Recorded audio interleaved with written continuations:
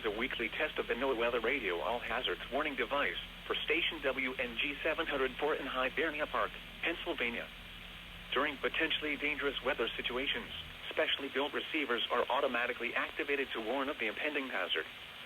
Tests of the signal are normally conducted by the National Weather Service in Mount Holly, New Jersey every Wednesday between 11 a.m. and noon.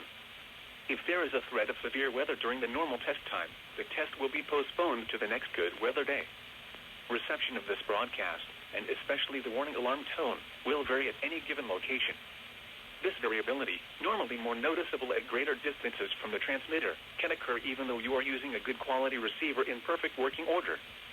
The warning alarm tone will be activated for hazardous weather watches and warnings for the following counties in Pennsylvania: Berks, Chester, Montgomery, Lancaster, and Lebanon.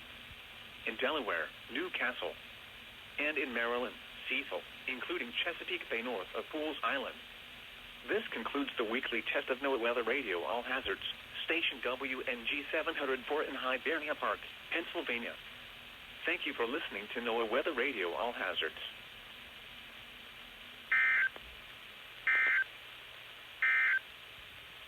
The current time is 11:34 a.m. Eastern.